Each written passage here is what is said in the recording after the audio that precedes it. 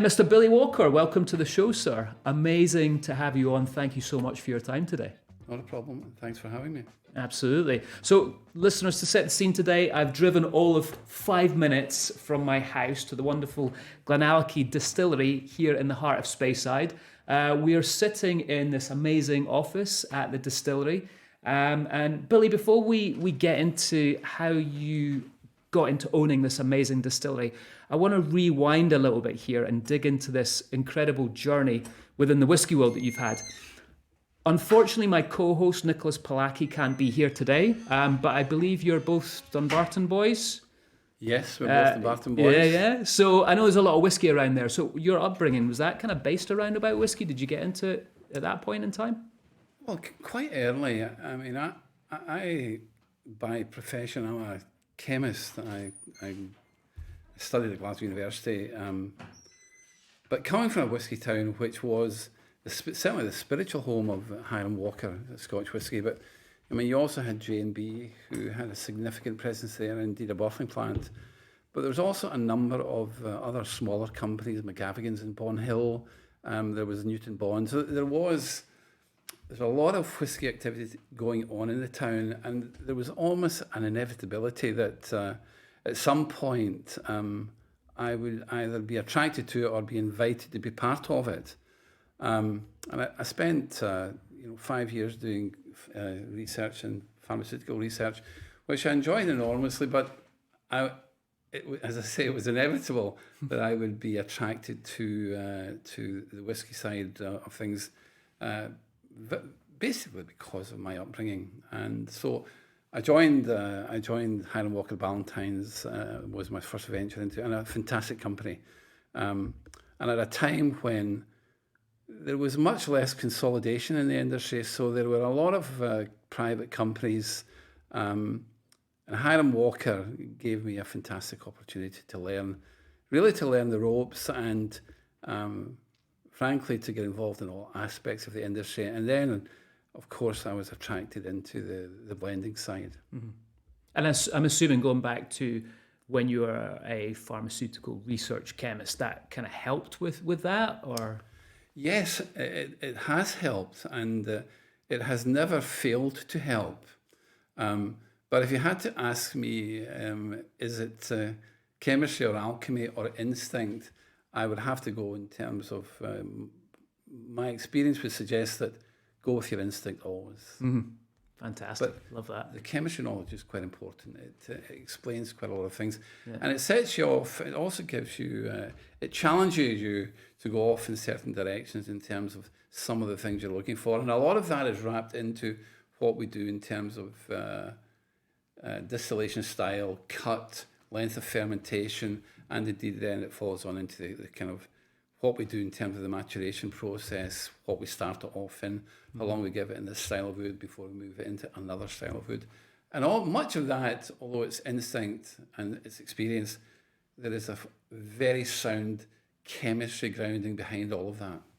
I think it's interesting you say that, because when I'm chatting to people about Scotch whisky, a lot of the things a lot of the times I say to them, science can't explain absolutely everything to do with Scotch whisky. And I love that. I love the fact that you're saying that instinct comes in there, and you can't explain everything that happens in a cask, for example. I think it's too tedious to try and even explain it through the chemistry. But the reality is that as you go along, you know the style of wood you want, you know the genus of the wood, the origin of the wood, you know the level of toasting, the degree of charring, and what that contributes. Now, there is huge science and chemistry behind all of that, but the greatest teacher of all is the experience you've had in following the development of these various styles of cask, various styles of oak, wood, and genus. Mm-hmm. Fantastic. So I want to rewind a little bit, because I mean, you've got such an interesting journey within the whiskey industry. I want to rewind to September 2004, I think it was, when you opened up Ben Riach. Yeah. So you opened up a mothballed distillery. I mean, walk us through that. Was there quite a few sleepless nights, I'm assuming, before that? No, interestingly, that wasn't the concern. And it's also interesting, it's a good point to start this journey and even to talk about where single malt whiskey is now compared to where it was in 2003, 2004. When I started the conversation with chefs who I have to say were terrific people to deal with, and have over a number of decades have been just good people to deal with. They recognise safe hands. They are great custodians of the industry, along with Diageo. But at the time when we were first starting, opened the conversation, it was, what would you like to buy? You know, there was something like 16 or 17, maybe more, single malt distilleries either closed or mothballed at that time. So it kind of, opening Ben Riach, recommissioning Ben Riach was a challenge in itself, but we were comfortable that we could do it. But most importantly, we had a long discussion about the kind of inventory profile we were going to inherit, and that was the most important thing of all. Actually getting the distillery up and running and commissioning to our kind of style and quality. It wasn't all that difficult, frankly. In this area, there's a lot of clever people. There's good tradespeople up there. There's good hands-on people, good engineers. So and there were people who wanted to help. And indeed, the chefs were very helpful in the whole process of recommissioning Ben Riach. But it was exciting. I have to say, it was a very exciting period. Anxiety. It wasn't anxiety in terms of fear. It was anxiety in making sure that we didn't disappoint and we didn't actually compromise the standards that we were trying to achieve. Oh, fantastic. I can't imagine how exciting it must have been seeing that first bit of new make run through the stills. It was brilliant, but we were fortunate in a sense that while it was a recommissioning and it was a restart up, we knew that we had inventory in place and good inventory that we could bring to the market quite quickly. So the challenges in terms of financing the operation were pretty well balanced. It was a good equilibrium. We were producing stuff, but we had mature inventory that would allow us to generate cash and bring product relatively quickly to the market. Fantastic. And then following on from that, you opened Glenallachie and Glenallachie, as most people listening will know. And then you went on in 2017, I think it was, you sold that all three of them off to Brown-Forman. Was that always the plan, or did that just sort of naturally happen? No, it wasn't the plan. There were other plans. Look, it happened, and on reflection, I mean, at the time I was not a willing seller, but my two partners were fantastic partners, South African guys. They were quite keen to sell. Their situations in Africa generally had changed a little bit, so they were quite keen to sell. And to be honest, they had been such good partners. While I felt there was significant unfinished business with all three of the distilleries, it was the right thing to do for them. And in hindsight, it was maybe the right thing to do, full stop, because just maybe the whole operation was getting too big for our mentality. It was certainly getting big. The Glenallachie in particular was beginning to go out of sight. It was charging ahead. I think my biggest disappointment in all of that was that we never really got a chance to showcase Glenallachie, which we had done some fantastic work at Glenallachie, not just in taking it on from Stuart Nickerson, who did a terrific job, I have to say. Stuart worked with a very low budget. He did a real good job taking the distillery to the point where we acquired it. But we did some wonderful management in there that's still to hit the shelves. I mean, as you did with the other two distilleries as well. I'm a big fan of them. We spent a lot of work making sure that we put our fingerprint on these distilleries, particularly in terms of the wood management. So I'm interested. I'd love to be a fly on the wall when it's a Billy Walker sit-down conversation about buying a distillery. How does that look? Can I walk? I mean, I suppose every scenario is going to be different in your experience. Look, I think I had some advantages. You always have to have some money, and you always have to get the bank behind you. When we sold off, when Burn Stewart was sold to Angostura, kind of realised some cash, and that kind of was the start of the journey. once we had sold the kind of collective Benriach business, the 3 distilleries, it gave us some cash to play with. And, money it's a useful tool, but it's no more than that. But when we sold anyway, it was a casual conversation with one of the senior directors of Chivas, Christian Porter, about what about buying. Could we buy another distillery? And he said, yeah, probably Glenallachie is a possibility, but it's not a gimme. You're in the queue. And so we pursued that quite vigorously. I knew this distillery quite well, and it fitted our template perfectly. It was understated. It was under the radar. It had never really been allowed to showcase itself in the marketplace. So it was a blank sheet. It allowed us to look at the inventory we inherited. What is our plan for this? What is the DNA of this facility? And how do we want to redefine this DNA going forward? And we've worked hard over the last 5.5, 6 years now. It was always our intention that sherry style would play a very important part, but not the only things that we would do on site. We would do a lot of interesting releases, particularly focusing on things like virgin oak wood, it really had not been all that significant in the whole of the industry, primarily because these casks are very expensive. Mm-hmm. So you've got to get it right. And there's a demand on the team, particularly in the blender, that you have to follow these things religiously. It's really important that they don't overcook. And some of them are capable of overcooking, like the chinkapins are. You have to monitor these very, very closely. Mizunara, very, very difficult to follow. You have to follow them religiously. So we knew what we wanted to do with the distillery. It was starting right at the bottom of the tree. We were patient. We didn't want to bring anything to the market too soon. We inherited a good team here. Good people in this area are fantastic workers. If something goes wrong and they can't give you a permanent solution, they'll give you a temporary one until somebody can give you the workforce up here is terrific. Work ethic is excellent.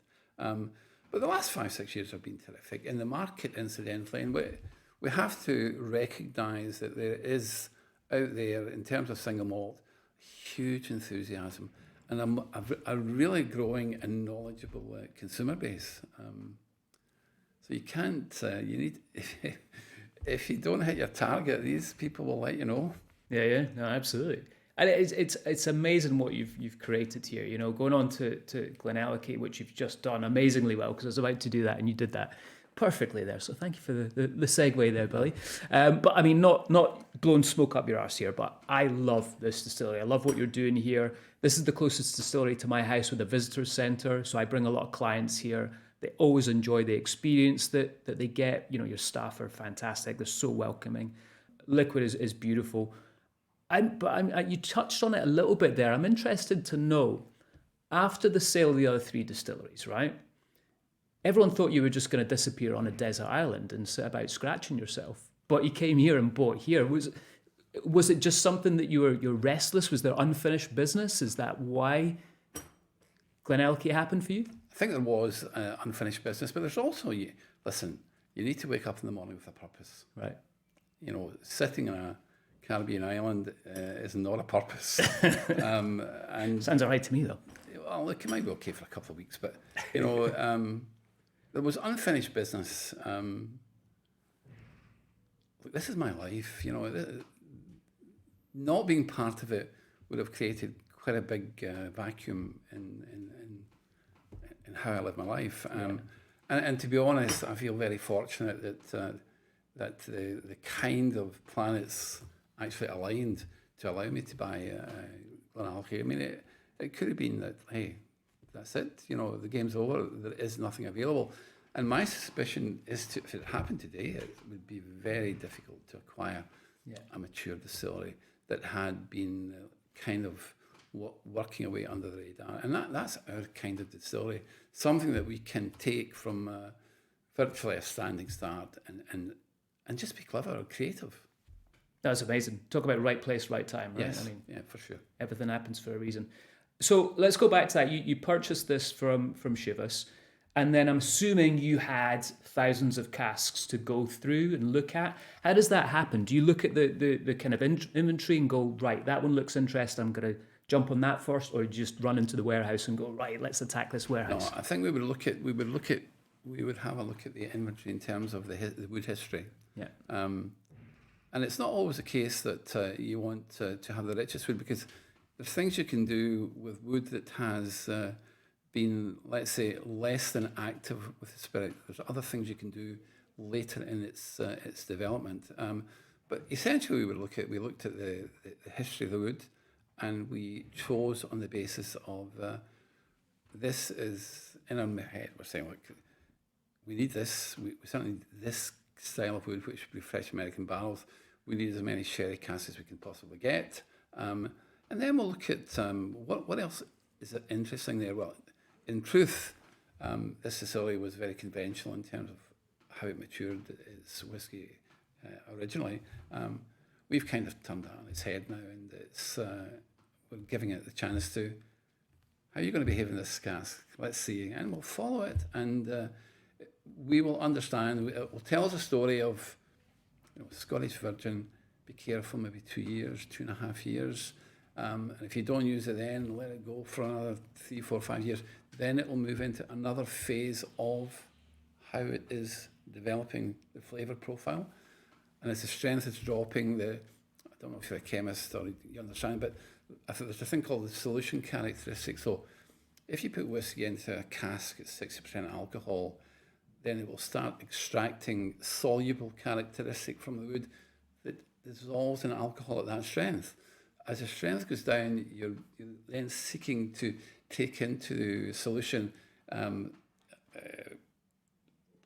products, extractable products that dissolve in lower strength alcohol but don't dissolve in higher strength alcohol. So you can work away at being as creative as you can be and get to understand just how these casks are behaving in alcohol at this, or whiskey at this strength. And as the strength falls, what other characteristics are coming into play? And we spent so many years, just playing with this game, looking at how the whiskey behaves in different styles of wood, how different whiskies in the previous, how they behaved. And we've learned a lot from that, and we've taken the good stuff and tried to implement it here. That's fascinating. And let's chat about the distillery characteristic of Glenallachie. How would you describe this to people listening? And I know you've changed, you're playing about with this a little bit now. You've lengthened the fermentation time. So how's it going to look in the future when the actual Billy Walker Glenallachie comes out? Look, this is a big distillery. It can produce, it has all the characteristics to produce 4.2 million litres of alcohol. We have the water to do it. We have all the licenses to do it. We've got the discharge licenses to do it. But our immediate instinct was to say, no, let's operate this distillery not on a conventional fermentation time, which would be somewhere between 52, 56 hours. Let's go for long fermentation. Now, what does that bring to the party? Well, there are immediate benefits, like the fermentation goes to full term, so that you have a very benign wash going to the wash still.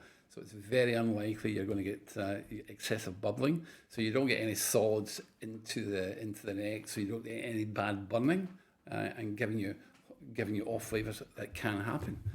That was the first thing we wanted to do. The second thing was we were convinced, and we remain convinced, that after the first stage of the fermentation process finishes and we allow it to rest for up to 160 hours now, there is some natural process happen that extend the flavour profile in the wash. And that's what we're looking to capture in this whole kind of operational mode. Do you think there's going to be a big difference when you look at that within the casks, or have you seen that already? Yeah, we think there's going to be a difference. Is it going to be a big difference? I'm not sure. Okay. We're not there yet. Yeah. But we are at the point where, late 2017, Phil is 100% our experience. and we will focus as we get nearer to, let's say, 2025. We'll focus a lot more on where do we think we are against historically, where we presumed we would be. But following the cask development at the moment, there is no disappointment. Brilliant. Well, back in 2021, your 10-year-old, I think it was the Batch 4, won the prestigious award for Best Single Malt Whiskey in the World with the Whiskey Awards. Congratulations on that, by now. That was amazing to see. I know this made a lot of whiskey drinkers kind of take notice as to what you're doing here. I take it you had a huge impact, or there was a huge impact on what you were doing when that happened? Yes, I think that's true. But it wasn't a surprise to us that it was well respected. Whether it's nice to be called the number one, but it was a very, very good release, and they all have been. We personally think they're getting better, but other people might think personal taste is quite important. But we think that the 10-year-old each one has improved from number 4. That would be our take on that. But it's not just the 10. The 12-year-old is fantastic. It's a great brand. It's a great drink. 15-year-old is good doing well. The 18-year-old, which will be a bigger release as we go forward, that will definitely not disappoint. And then there's the kind of high-end stuff, the 21, the 25, the 30, which we will hopefully continue to keep some back to release it on a kind of ad hoc basis. Right. When we think it is absolute premium quality. One of my mantras that I kind of live by, right, is start with the end in sight. You being an incredible whiskey maker and an astute businessman, I'm assuming you kind of have the same thinking with Glenallachie. So what's the end goal here, and how has that changed sort of since you've bought the distillery? There must have been sort of some shifts as to what you thought you wanted to do, and then you've gone another way a little bit, or has it always just been laser focused? I don't think I'm clever enough to be laser focused. In truth, it has always been to make the opportunity be the best it can be. And I have to say that this distillery is, when we bought it, and indeed, I'm sure to most of the audience outside, it was a relatively unknown distillery. But it's been absolutely spankingly good for us. And this is going to be in the family for a long time, this distillery. There is no hurry to allow this to change ownership. I'm hopeful that Alistair will become part of the team at some point, and we'll make sure that it stays in the family for a number of generations, hopefully. Fantastic. That's great to hear that. I recently bought your Scottish Oak 8-year-old, which you touched on already. So I want to delve into this a little bit more. And I'm lucky enough to be sitting here with a dram of it, as are you. So we can have a little nose of this. But can you tell us a little bit more about use of Scottish oak? Because I know it's a bit of a rarity, and it's great to see you experimenting with this. And if there's any more plans to do anything like this. Let's answer the last question first. Yes, there are plans to continue with. Indeed, it's populating a number of years already in our inventory. Look, one of the reasons we're fascinated by Scottish Virgin Oak, because we knew that it wouldn't disappoint, but the Coopers are uncomfortable working with it. It's you don't get a lot of staves out of the tree. It's got a lot of knots. They don't enjoy that, and it's expensive. But that has never been. It's never been a barrier to us doing things. These casks will cost maybe £1,400 per barrel, and it is a lot of money. And eventually, that will be part of the pricing out to the marketplace. But the delivery from the Scottish Virgin Oak is absolutely brilliant. As I have to say, is the delivery from most Virgin Oak casks. But I wouldn't allow it to be. I wouldn't encourage it to be in the cask too long. 2.5 years is probably a good time. We currently are operating the Scottish Virgin Oak on a medium toast, medium char.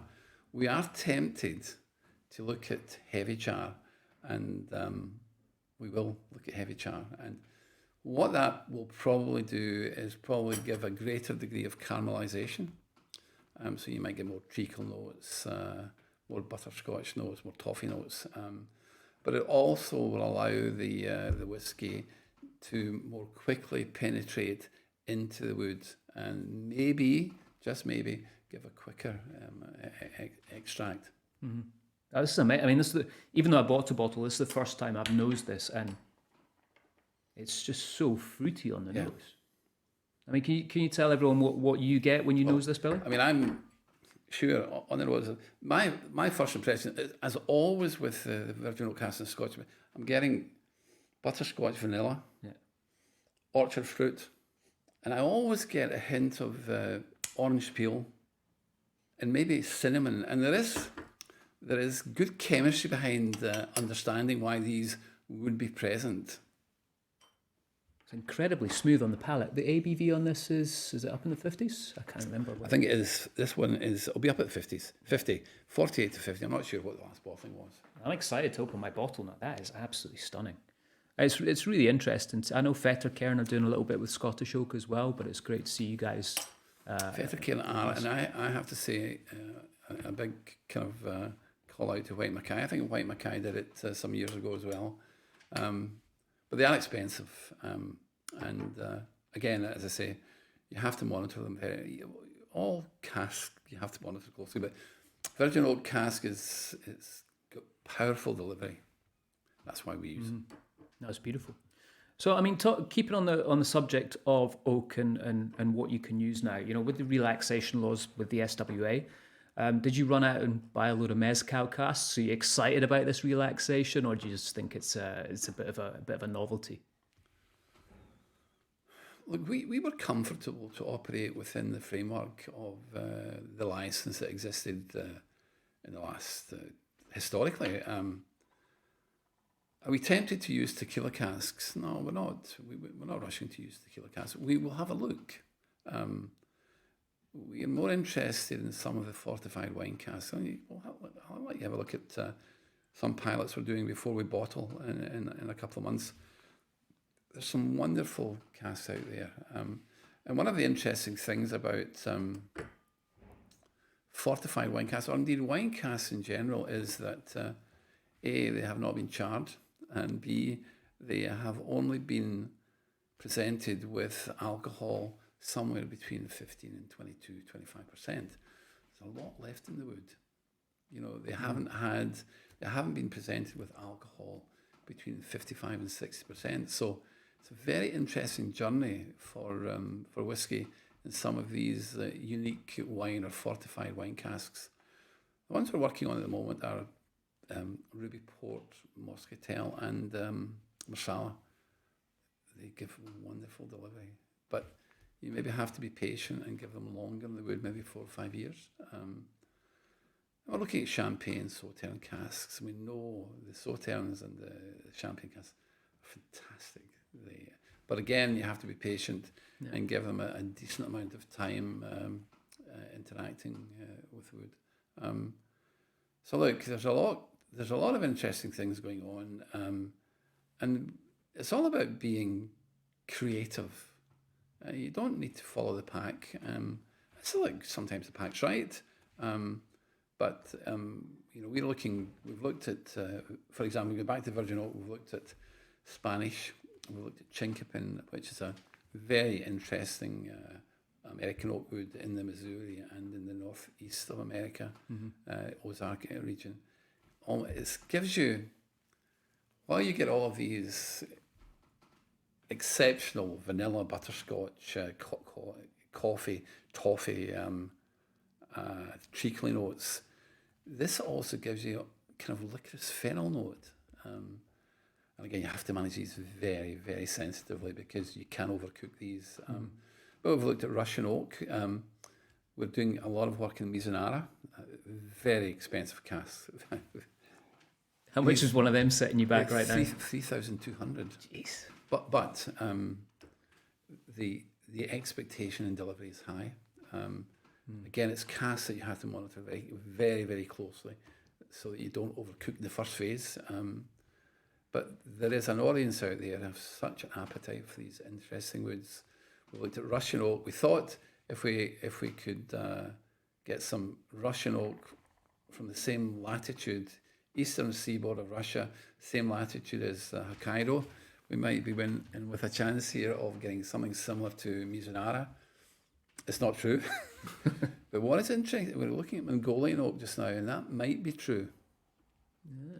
Mongolian oak may have similar flavour characteristics and indeed genus style to Mizunara oak. So we're following these at the moment. We're also into Hungarian, Ukrainian, French. Yeah, look, there's an interesting world out there, and while it looks may sound like a scattergun approach, it's not. All of these different genuses deliver a different style, a different flavour profile, and we think there's an audience out there that want to connect with us. 100% there is, and I think that must be the interesting part of it for you is now you can do whatever you want to do. Whatever I want to do. Yeah. There's no handcuffs. There's no handcuffs, no brakes. And I think there's a lot of things coming through that we as a team will be more than proud of. That's fascinating. We've kind of touched on this a little bit already, but there's so many moving parts right now within the Scotch whisky world. And we report on these a lot within the podcast. What do you think are some of the best things that are happening right now in the Scotch whisky industry? I think the industry has read the room well. And the market has, as a collective, and you have to say that the big four have been terrific safe hands for the industry, and they've done a terrific job in circling the globe and making Scotch whisky the international drink of choice. And what a deal that's been. But in the footprint that we occupy, how they have stimulated the consumer is fantastic. And people, certainly the informed consumer and people who want to become informed, they want to spread their wings. They want to get involved in not just the mainstream brands, that's a big footprint, but they want to get into the boutique areas where I think I can say comfortably that it's an area that we're pretty strong in. I think we know what we're doing. And that is an audience that allows us to be with the kind of private independent retailers, private independent importer distributors. No interest in multiple retailers. It's not where we can grow a brand. We can maybe sell some cases through these guys, but the kind of audience that we are connecting with are a challenging, curious, inquisitive audience, but very informed, and they are prepared to kind of open their eyes and be part of the whole experience. Yeah, I definitely agree with that. So that's the positive aspect of it. What about some of the worst things that are going on right now? I tend to ignore these because, and maybe that's selfishly, because it really doesn't affect our strategy. We keep our head down. I mean, the things that are bad are kind of regulatory things like what the UK government did in terms of raising the tax in August. Mm-hmm. It's not so much the damage it does to the UK, and it does do damage to the UK. It takes people, it might take people out of a particular category. They can't buy up to the next category. But it sends a message to countries like India and China and whoever else is listening that, look, if these guys can put tax up, why don't we? Let's make life as difficult as possible for these guys entering our markets. It's not a good show, and I don't think they have read the room properly, and that's no great surprise from politicians. And I don't think this lot in Hollywood ever read the room properly. Yeah. Some of the things that they're coming with, this recycle scheme is for glass, and our consideration is primarily glass. Look, the local authorities in Scotland have been very successful at recycling glass. Why are they changing things? Why are they making things? Here are one of the examples. I don't know if the audience out there actually knows what's happening, but we have to tell. So we signed up. Of course, we signed up. We're not going to disappoint the people who want to buy our products in Scotland. But so we have to tell in advance the Scottish Government what we anticipate to sell in Scotland, and that allows us then, say it's 10,000 bottles, so we invoice 10,000 bottles to Scottish customers. There's a line on the invoice that says that's 20 pence per bottle for the fee. Mm-hmm. You don't charge VAT in that. These bottles will then be returned, and against the barcode, this organisation will be able to identify how many of our bottles have been returned. Now, the bottles that have not been returned, we will have to then go back and charge VAT in these bottles. So that's not a good thing for me. And I don't think, I've spoken with our local MSPs who are quite supportive. Some of the things they were trying to do in terms of alcohol advertising, I think were disappointing. So hopefully that will be pared back, and it will be a sensible approach to whatever changes they make. But the other thing, going back to the recycling, somebody pays £50 for a bottle of whiskey. Are they going to rush back to get 20 pence back? Yeah, exactly. It's ridiculous. I mean, I can see the point in it, but I don't see the point in it with glass, and I don't see the point in Scotland rushing into this before the rest of the UK. But look, I'm not condemning anybody. We are where we are. I would prefer we weren't doing this. Mm-hmm. I'd prefer that the duty was not going up in August, but we are not influencers. Well, I think you are a little bit, Billy, so I disagree with that. What I'm going to end with here is, and this has been absolutely amazing chatting with you, but I always like to kind of get away a little bit from the whiskey chat. So this is called the quick fire round. Okay. Maybe whiskey related, maybe not. So, favourite car? Right now it's a Discovery. Yeah, okay. No, sorry. I don't like that one anymore. It's the Land Cruiser. Land Cruiser.